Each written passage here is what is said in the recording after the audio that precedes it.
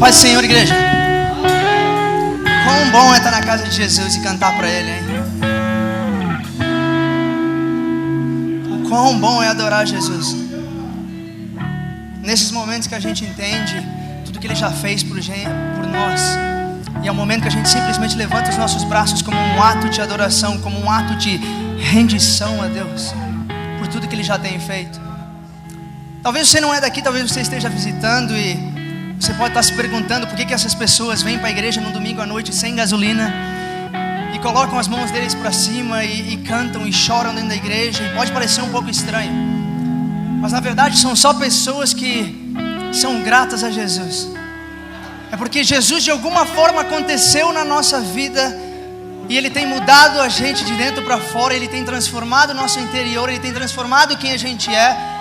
E a gente simplesmente expressa gratitude, e às vezes é chorando, e às vezes é colocando as mãos para cima, e às vezes é cantando com todo o nosso fôlego, por mais que você não saiba cantar, porque Ele é bom, Ele é tão bom, Ele continua sendo bom, e Ele nunca vai parar porque é quem Ele é.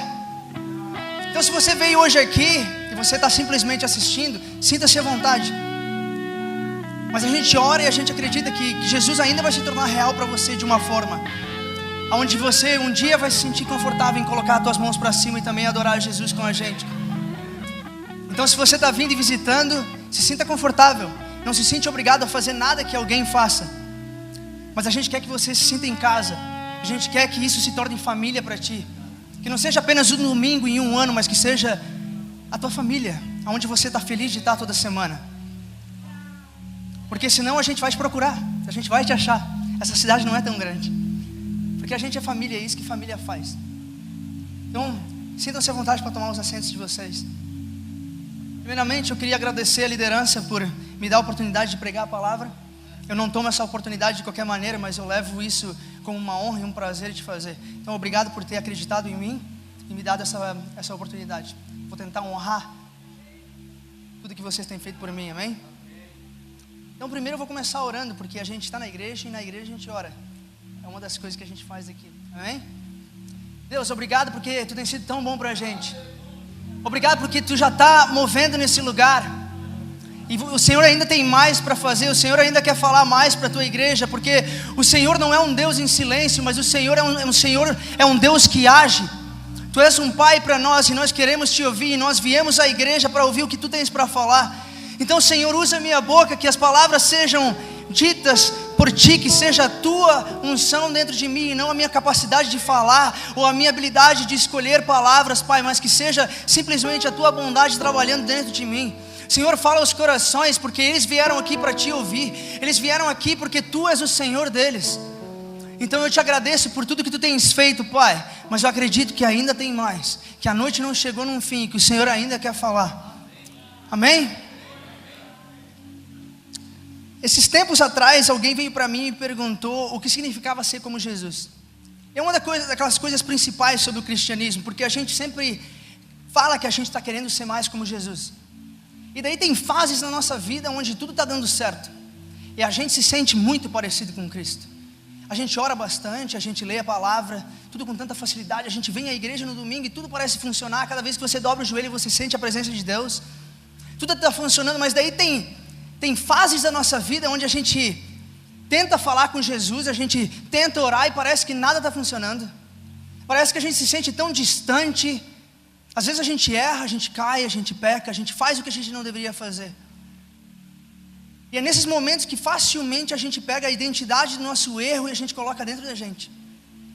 E daí a gente começa a se ver como um erro, a gente começa a se ver como um pecado, a gente começa a se ver como um problema. E a gente esquece das coisas que Jesus tem falado a nosso respeito. A gente começa a deixar aquilo moldar quem a gente é e moldar a nossa identidade, que parece não estar em Cristo, mas sim nos nossos erros e nas nossas falhas. Paulo, ele fala um pouco sobre isso, porque ele fala que às vezes as coisas que a gente quer fazer, aquelas coisas são as coisas que a gente acaba não fazendo. E aquelas coisas que a gente promete para todo mundo que jamais vai fazer, 5 minutos depois a gente acaba vendo que a gente é aquele tipo de pessoa. Que a gente falha, que a gente erra, que a gente não é perfeito como Jesus.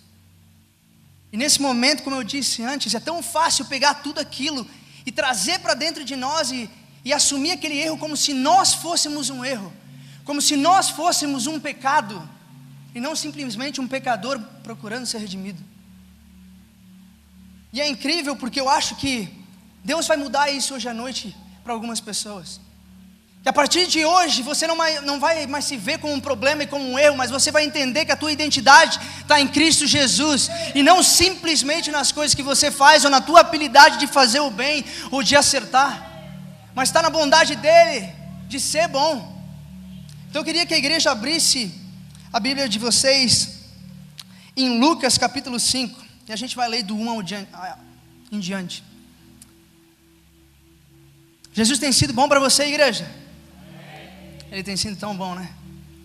Ele não pode se ajudar, mas ser bom para a gente. É tudo que Ele é. Faz parte do caráter dEle, faz parte da bondade dEle. Ele é sempre bom. Todos acharam? Então, um certo dia, Jesus estava perto do lago de Genesaré, e uma multidão o comprimia de todos os lados para ouvir a palavra de Deus. Viu à beira do lago 2 barcos, deixados ali pelos pescadores que estavam lavando as suas redes. Entrou num dos barcos, o que pertencia a Simão, e pediu-lhe que o afastasse um pouco da praia. Então sentou-se e do barco ensinava o povo. Tendo acabado de falar, disse a Simão: vá para onde as águas são mais fundas, e a todos lancem as redes para a pesca. Simão responde: mestre, esforçamo-nos a noite inteira e não pegamos nada, mas porque és tu quem está dizendo isso, vou lançar as redes. Eu não sei quantos de vocês sabem aqui, mas Pedro, ele era um pescador, certo? Então tudo que ele fazia era pescar. Naquela época você não ia para a escola e aprendia. Se você quisesse se tornar um advogado, você ia e fazia direito. Se você quisesse se tornar um doutor, você ia lá e fazia medicina. Você simplesmente fazia o que teu pai fazia. Era dessa forma que o contexto acontecia. As pessoas não tinham a capacidade, a oportunidade de ir para a escola igual elas têm hoje. Elas simplesmente faziam qualquer coisa que o pai delas fazia. Então aqui, Pedro, ele sabia pescar, porque provavelmente o pai dele era um pescador e o avô dele era um pescador.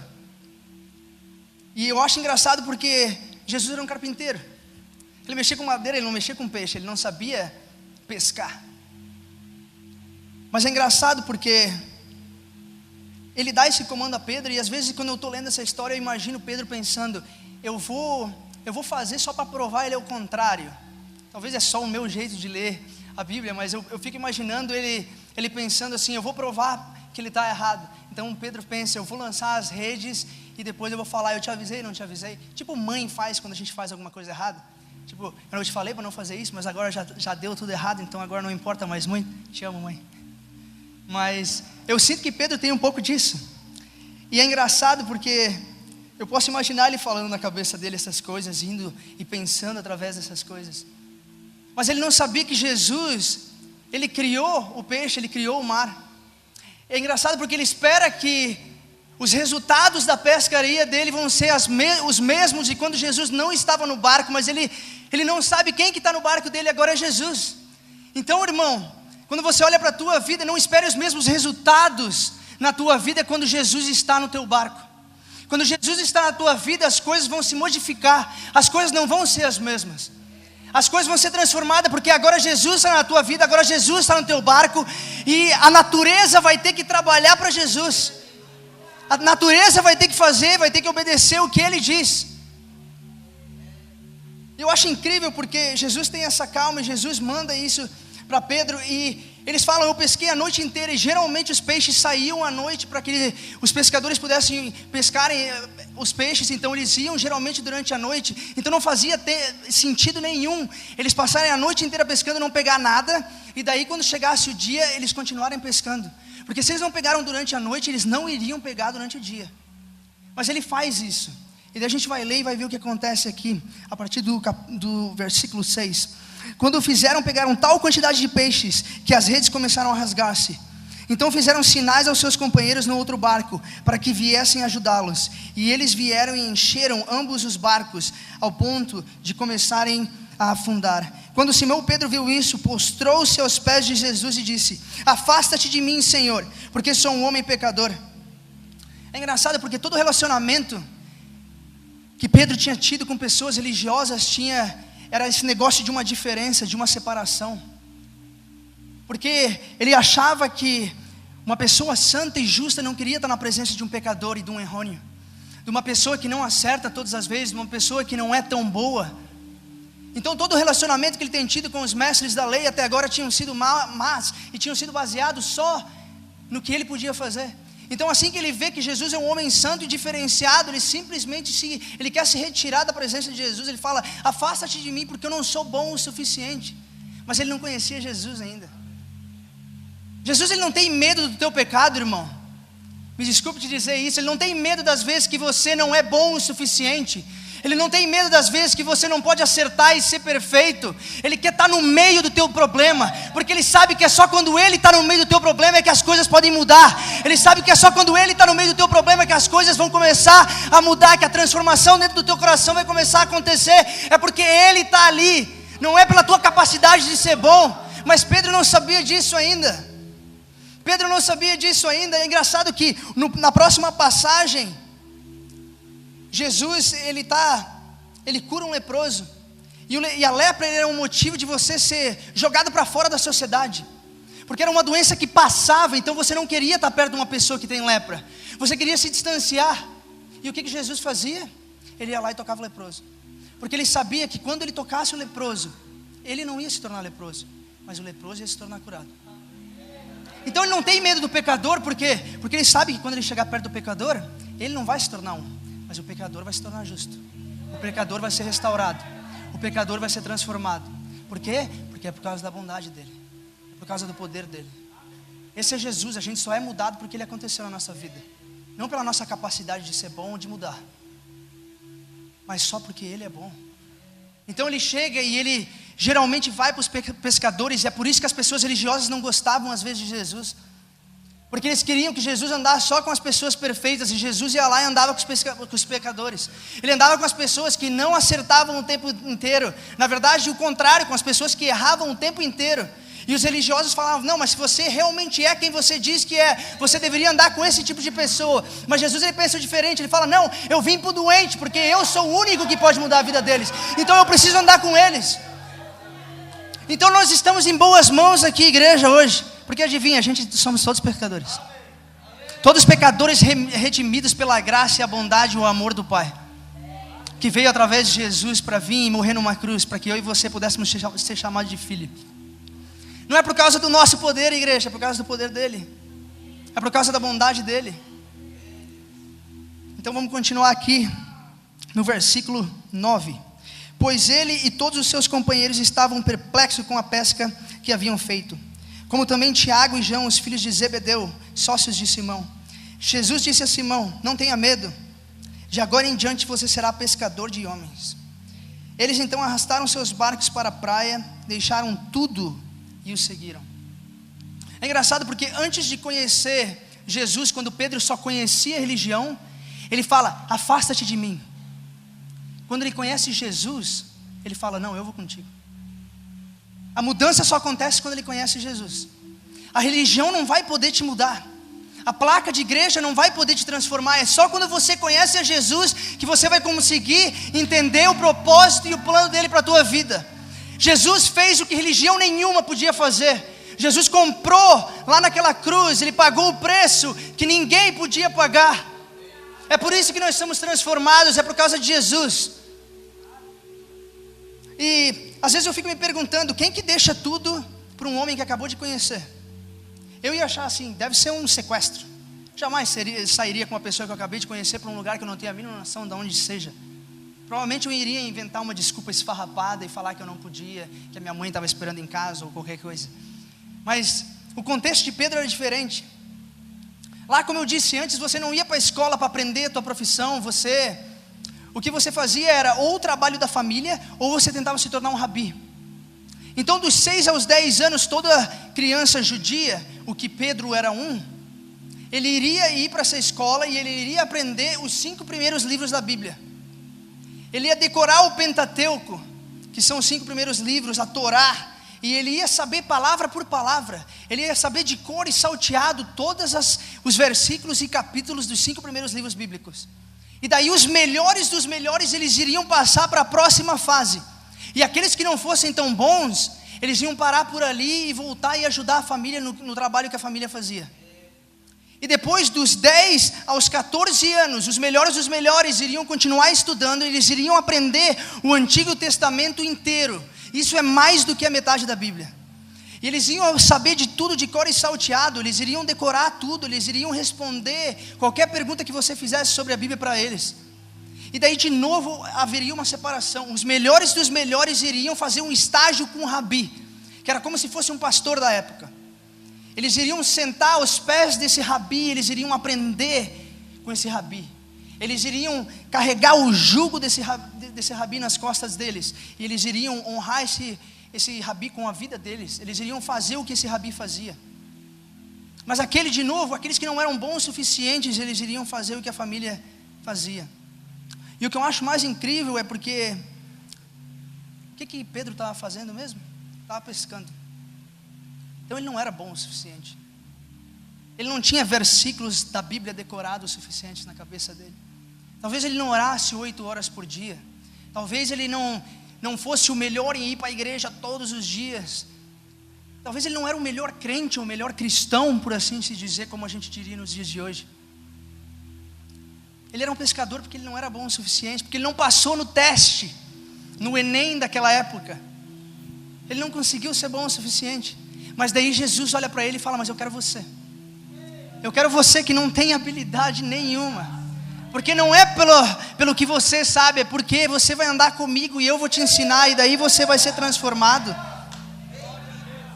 Ele sabia que ele já tinha se sentido como um erro antes, ele já tinha sido julgado por um rabi antes, um rabi que quando Pedro tinha os seus 15 anos falou: você não é bom o suficiente para me seguir, você nunca vai ser capaz de fazer o que eu faço, você nunca vai ser capaz de ensinar a Bíblia, você não é bom o suficiente, Pedro. E daí aparece esse Jesus, esse rabi, do nada ele fala: mas eu quero você, Pedro. Então é óbvio que Pedro ia deixar tudo e ia falar: eu quero seguir esse Jesus, porque ele está me dando a segunda chance que nenhum menino judeu jamais teve. Ele está me dando a chance de ensinar a Bíblia, mesmo que eu não saiba muito. Ele está me dando a chance de ser alguém e não simplesmente fazer o que a minha família faz. Jesus está acreditando em mim, então é óbvio que eu vou largar tudo. É óbvio que eu vou deixar tudo de lado. E daí Pedro começa a andar com Jesus, ele começa esse relacionamento com Jesus. E daí por 3 anos ele é aquele seguidor, aquele discípulo que anda próximo de Jesus. Ele vê Jesus curando, ele vê Jesus libertando, ele vê Jesus tocando o leproso sendo curado. Ele vê transformações, mas quando chega no final desses 3 anos, chega o momento de Jesus ir para a cruz. E Pedro não consegue entender isso, porque Pedro, na visão dele, sendo judeu, era que Jesus vinha para reinar, que Jesus ia acabar de um jeito militar, tomando Roma e libertando o judaísmo da opressão romana da época. Então para ele ver o Jesus morrendo na cruz, ele não consegue entender. Então o que ele faz? Ele corre e a Bíblia diz que ele volta a fazer o que ele fazia antes. Ele volta a ser pescador. Quantos de nós, às vezes, quando a gente erra, a gente pensa: a gente já errou, então não tem mais nada que eu possa fazer. Agora eu vou simplesmente assumir esse erro para minha identidade, eu vou sair da igreja, eu não vou mais voltar, porque eu sei que eu nunca vou ser bom o suficiente para estar lá. Eu sei que eu nunca vou ser talvez como o meu irmão do lado, talvez eu nunca consiga ser como Jesus, então eu acho que eu vou abandonar isso. Isso não é para mim. A gente pega e coloca aquela identidade dentro de nós. A gente fala que a gente é um erro. E é por isso que a gente vê tanta gente cometendo suicídio hoje em dia, porque a identidade deles está simplesmente no que eles são capazes de fazer, ou no que as outras pessoas dizem que eles são. Mas Pedro encontra Jesus, e mesmo que ele tenha encontrado Jesus e seja transformado por esse encontro, às vezes ele ainda continua errando, e aqui ele faz isso. Quantos nós aqui somos chamados para fazer muito mais, mas a gente acaba fazendo qualquer coisa, porque a gente não acredita no que a gente realmente pode fazer isso. A gente acaba fazendo qualquer coisa que o mundo joga para a gente, porque a gente não confia nas palavras de Jesus, no que Ele diz que a gente é, na confiança que Ele depositou. E quantos de vocês sabem que é muito mais fácil julgar a gente por todas as coisas que a gente não faz, do que agradecer pelo tanto que a gente já foi mudado? Quantas vezes a gente olha para a nossa vida antes de Jesus e a gente vê que a gente era totalmente diferente, e a gente já é muito mudado, e a gente já é muito liberto, e a gente já é muito transformado, mas a gente prefere nos julgar pelos erros do passado e por alguns erros do presente, do que agradecer a Jesus pelo que Ele já tem feito na nossa vida, as transformações que já estão ocorrendo, pela mudança que já está acontecendo, porque antes eu fazia certas coisas que hoje eu não faço mais. Mas Pedro não consegue ver isso. E daí Jesus vai até a praia, Jesus ressuscita e vai até a praia. E lá ele se encontra com Pedro pescando de novo. E daí é engraçado porque às vezes a gente pensa que Jesus ele vai vir, ele vai pregar um sermão para a gente, dar de dedo na nossa cara e esculachar a gente pelos nossos pecados. E aqui o que Jesus faz com Pedro? Acende uma grelha e faz um peixe e fala, vamos comer. Ele não dá um sermão, ele não fala, Pedro, você é aquele que eu acreditei, você é aquele que eu honrei, você é aquele que eu chamei para ser meu discípulo, você é aquele que eu falei que ia instituir a igreja, que ia construir a igreja e pregar e milhares de pessoas iam se converter. Eu confiei em você, Pedro, e no momento que eu mais precisava você correu, Pedro, você me abandonou, você me deixou, por que você fez isso, Pedro? Não, Jesus não faz isso. Jesus simplesmente chega e restaura Pedro. E ele começa a conversar com Pedro, e a principal pergunta é, tu me amas? Ele pergunta isso para Pedro, porque se Pedro responde que sim, daí Jesus simplesmente fala, então a gente vai continuar esse caminho. Você não vai desistir, a tua história não acaba aqui, Pedro, a gente vai continuar esse caminho. Se você ainda me ama, a gente vai continuar. Porque a tua vida não acabou no teu erro, a tua vida não acabou no teu problema, a tua vida não acabou no teu pecado, ainda tem mais de Deus para a tua vida. Ainda tem mais que Ele quer fazer. A tua vida não acaba no momento que você acha que acaba. A tua vida não acaba no momento que você acha que não é bom o suficiente. Jesus está falando, ainda tem mais. Então qual voz que você vai ouvir, igreja? Qual voz que você vai ouvir? A voz na sua cabeça falando que você não é justo, que você não é bom o suficiente? Ou você vai ouvir a voz de Jesus falando que ainda tem muito mais que eu vou fazer, ainda tem muito mais pela frente? Nós temos que escolher diariamente, igreja, qual voz que nós vamos ouvir, qual voz que nós iremos dar ouvido. Então Jesus chega e pergunta, tu me amas? Porque se tu me amas, a gente vai continuar essa jornada, e tudo vai mudar daqui em diante. Jesus está praticamente falando para Pedro, Pedro, eu não estou correndo de você, por que você está correndo de mim? Eu não estou correndo de você, eu não estou com medo do teu pecado, Pedro. Você viu eu por 3 anos andando com pecadores e mudando a vida deles. Por que você acha que eu tenho medo do teu pecado, Pedro? Você não precisa correr, você não precisa se esconder. Você não precisa voltar a quem você era antes de ser cristão, por causa do seu pecado. É engraçado porque a tua identidade não está no teu erro. A tua identidade está no que Jesus fala sobre você. E Ele fala que você é mais que vencedor. E Ele fala que você é escolhido. E Ele fala que você é a beleza dos olhos dEle, é o motivo pelo que Ele veio. É a corrida que foi prometida a Ele. É desse jeito que Jesus te vê. Essa é a tua identidade. Não o teu erro, não o teu pecado. É como Jesus te vê. A tua identidade tem que estar em Cristo, igreja. Porque Ele é o nosso Deus. É tão mais fácil a gente confiar no que a gente pode fazer e esquecer do que Ele pode fazer. E eu cresci na igreja e muitas vezes eu era aquele menino sentado na última fileira. Não estou julgando o pessoal aí do fundão, mas eu era aquele menino sentado na última fileira jogando joguinhos no celular. Me perdoa, pai. E era engraçado porque eu não prestava atenção em muita coisa. E na verdade, quando o culto ficava bem pentecostal, eu já sentava perto da porta porque já ficava mais perto da saída, entendeu? Daí eu ia no banheiro para aqueles 5, 10 minutos assim, para deixar dar uma acalmada no culto. Porque vai que alguém levanta e começa a falar um monte de coisa, e eu era uma daquelas pessoas que não estava prestando atenção e não estava vivendo a minha melhor vida cristã. Eu tinha medo de Deus, mas às vezes eu não conseguia escapar. Às vezes não deu tempo de chegar à porta e alguém chegou até a mim antes de eu chegar até a porta. E o mais incrível disso é que Jesus, através da boca de vários irmãos, ele nunca me julgou por onde eu estava, mas Ele sempre apontou para quem eu ainda ia me tornar. Eu não achava que eu jamais iria estar num púlpito de uma igreja falando sobre Jesus. Eu não achava que eu era bom o suficiente. Mas ele não viu o Natan que estava errando, o Natan que não estava prestando atenção na igreja. Ele viu o Natan que podia se tornar. Ele viu o que eu podia fazer, ele via o que eu podia ser. E eu acho que esse é cada um de nós. Esse não é a história do Natan, o filho do pastor. Essa é a tua história. Ele não te vê no teu problema, no teu erro. Ele vê em quem você pode se tornar, em quem você vai se tornar. Ele vê a preciosidade dentro de você. No meio do teu problema, no meio do teu erro, no meio do teu pecado. Ele vê quem você pode ser, igreja. É por isso que ele é bom, porque ele não nos julga pelos motivos que a gente deveria ser julgado, mas ele fala: tem graça e amor para ti, porque eu acredito em você. Mesmo quando você não acredita em você mesmo, mesmo quando você acha que não é bom o suficiente, eu acredito em você. E daí você pode pensar: mas você não sabe o que eu fiz ontem, Natan. Você não sabe o que eu assisti, você não sabe o que eu toquei, você não sabe o que eu falei para os meus pais. Você não sabe o meu pecado. Isso é verdade, mas Ele sabe o teu pecado. E o mais incrível é que Deus está falando: não olha para o teu pecado, mas olha para o meu filho. E é só isso que vai transformar. Não é a gente ficar se julgando, se punindo pelos nossos erros, mas é olhar para Cristo. Essa é a única coisa que pode mudar a gente. Essa é a única coisa que pode realmente nos transformar. Então Ele está falando: não olha para o teu pecado, olha para o meu filho.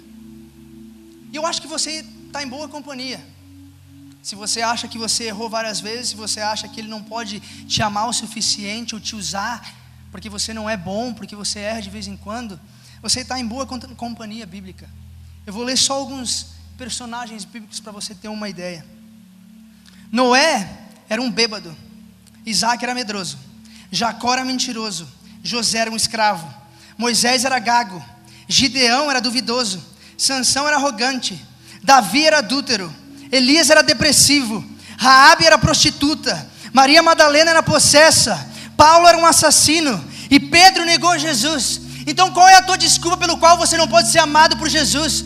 Qual é a tua desculpa pelo qual você não pode ser usado por Deus? Porque a Bíblia está cheia de personagens que falharam, que erraram, que pecaram, que caíram, mas o amor de Deus alcançou eles aonde eles estavam. E o amor de Deus está aqui hoje à noite para falar como Ele te vê. Você é bom porque Ele tem os olhos bons e te vê de um jeito bom. Você é bom porque Ele tem um coração bom, porque é quem Ele é e não quem você é, igreja. É porque Ele é bom. E nós precisamos entender isso. A Bíblia conta a história de um Deus que nunca desiste dos seus filhos, mas que briga com todo amor. Ele nos amava tanto que Ele não quis ficar assistindo lá do céu de braços cruzados. Mas Ele falou: se eu vou passar minha eternidade sem você, eu prefiro morrer por você. Eu prefiro morrer por você do que passar a eternidade sem te conhecer, sem poder olhar nos teus olhos e falar que você é tudo que eu sempre sonhei. Ele te criou, Ele te conhece, Ele é cheio de amor, Ele é cheio de bondade, o nome dEle é Jesus. E Ele está aqui hoje à noite. Jesus é tão bom, igreja. Jesus é cheio de amor para nos dar. É por causa da graça dEle. Não há lugar que você possa ir onde o amor dEle não pode te encontrar. Não há distância que você possa correr onde o amor dEle não pode te alcançar. Na verdade, Romanos 8, 38 e 39 diz assim: pois eu estou convencido de que nem a morte, nem a vida, nem anjos, nem demônios, nem o presente, nem o futuro, nem quaisquer poderes, nem altura, nem profundidade, nem qualquer outra coisa na criação será capaz de nos separar do amor de Deus que está em Cristo Jesus, o nosso Senhor. Você é amado, igreja, do jeito que você é, mas Ele te ama muito para te deixar do mesmo jeito. A gente é transformado não porque Deus precisa que a gente seja transformado. Ele é Deus. Se você mudar ou não mudar, Ele continua sendo Deus. Mas eu acredito que Deus, Ele fala de arrependimento, Ele fala de transformação de caráter interior, porque isso é bom para a gente. Porque, igreja, você sabe o que é às vezes errar, o que é às vezes falhar. Você sabe que não é bom. Então eu não acredito que Deus é uma pessoa no céu de braços cruzados, só esperando você tentar ser perfeito sozinho. Ele é um Deus que está no meio do seu problema, quando Ele estava no meio do problema de Pedro, como Ele estava no meio do problema de cada um desses personagens bíblicos. Todos eles erraram, todos eles caíram, mas a bondade de Jesus foi lá e alcançou eles. É porque Jesus é tão bom, igreja. E eu acho que você está começando a entender isso.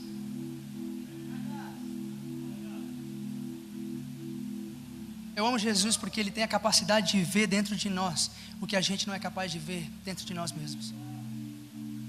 Ele acredita em nós quando nós não acreditamos em nós mesmos. Ele nos vê de uma maneira pura enquanto a gente está às vezes afundado no nosso pecado, no nosso erro. Ele sabe porque Ele te criou. Ele sabe que você é amado. E Ele quer demonstrar isso hoje à noite. Ele quer que você entenda que o teu caráter, a tua identidade está em Jesus. Está no que Ele fez naquela cruz há 2000 anos atrás, para que eu e você não simplesmente tivéssemos qualquer vida, mas vida em abundância. Não é só simplesmente sobre morar no céu, igreja, é sobre viver aqui e agora. Jesus, Ele falava o tempo inteiro que venha o teu reino, a tua vontade seja feita, que venha o teu reino, e a tua vontade seja feita, o teu reino, o teu reino. É sobre o reino de Jesus, invadindo a terra, cheio de amor, de graça, de justiça, de paz, para que eu e você pudéssemos ter uma vida e vida em abundância, aqui e agora. Esse é o tipo de vida que Ele tem para mim e para você. Eu acho que tem muita gente aqui, porque eu já fui adolescente aqui. Eu já fui um jovem aqui, ainda sou um jovem aqui, que às vezes pegava a minha identidade dos meus erros e achava que Jesus só me perdoava quando eu dobrava o joelho e fazia uma oração muito bonita. E eu chorava o suficiente, até quando você não consegue falar direito, quando tem ranho saindo do seu nariz, que é só aí que Jesus vai te perdoar. Só quando você faz uma oração bem bonita assim para Jesus, daí Ele vai te perdoar. Mas é engraçado porque aqui na história de Pedro nem veio para Jesus. Pedro estava lá pescando longe de Jesus. Mas quem que vai até ele? Jesus. E eu acho que Jesus está chegando até você hoje à noite. Jesus está chegando até você cheio de amor e de bondade, cheio de graça, para perdoar os teus pecados, porque Ele sabe que é só caminhando com Ele que você vai poder ser transformado, que é só caminhando com Ele que você vai poder ser mudado. É só por causa dEle, igreja. Então eu queria que a igreja inteira, vocês pudessem por bondade fechar os seus olhos e abaixar suas cabeças por um momento, e eu vou fazer o apelo. É um apelo um pouco diferente, mas eu sei que muitas pessoas às vezes têm essa visão de Deus, que você não merece ser perdoado, que você não merece ser amado por causa das coisas que você faz. Eu acredito que Jesus hoje Ele está falando que você é amado porque Ele é amor, e é por causa de quem Ele é e não por causa de quem você é. Não é pela tua capacidade de fazer, mas é pela capacidade dele de amar, porque Ele é amor. E Ele não pode se ajudar, mas amar, porque amor é bondoso, é paciente, Ele tudo espera. Ele vai esperar esse teu momento não tão bom, esse momento que você erra e cai e falha. Ele vai esperar porque Ele sabe que você um dia vai se tornar incrível. Ele sabe que um dia você vai ser transformado e você vai se parecer como Ele. Assim que você entender mais de que a tua identidade está em Cristo, de quem você é nele. Então, se você tem essa visão errônea de Deus e de Cristo, se você está afundado no seu pecado e às vezes você acha que Ele está sempre te julgando e você quer mudar isso, às vezes você é da igreja, às vezes você já é crente, você já é cristão, mas você tem essa visão de Deus e o teu coração hoje está batendo mais forte porque você sabe que Deus está falando contigo. Quando eu contar até 3, eu quero que você coloque a tua mão para cima, porque esse é você. Deus quer falar contigo hoje. E talvez algumas pessoas aqui nunca disseram sim para Jesus. Você nunca falou: eu quero começar essa caminhada com Cristo, eu quero saber quem Tu és, Jesus, de verdade. Eu quero saber que eu sou amado e transformado. Eu quero saber da minha identidade, eu quero saber do meu futuro, eu quero saber do meu propósito através de Jesus. Talvez você nunca fez essa decisão de seguir a Cristo. Então hoje eu vou te dar essa oportunidade. Hoje eu vou te dar essa oportunidade, eu vou contar até 3. E eu quero que os dois grupos, se você já é crente, mas você não entende o propósito de Cristo para ti, e você se sente totalmente julgado pelo teu pecado, eu quero que você coloque a tua mão para cima, porque hoje o amor de Deus vai invadir o teu coração. E se você nunca foi crente, quando eu contar até 3, eu também quero que você coloque a tua mão para cima, se você quer dizer sim para Jesus. Então eu vou contar até 3, amém, igreja? 1, você é amado por Cristo. 2, a Bíblia diz que hoje é dia de salvação. 3, coloca a tua mão para cima, fazendo favor. Amém.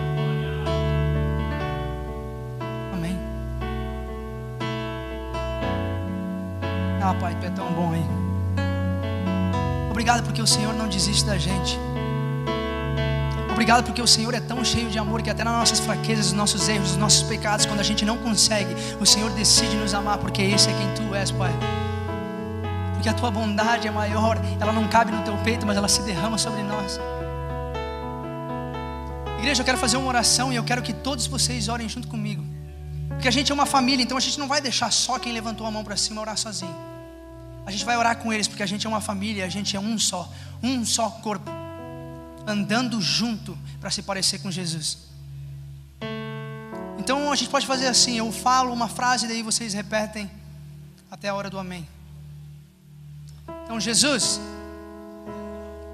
obrigado, porque hoje eu sou chamado de filho. A minha mente foi mudada.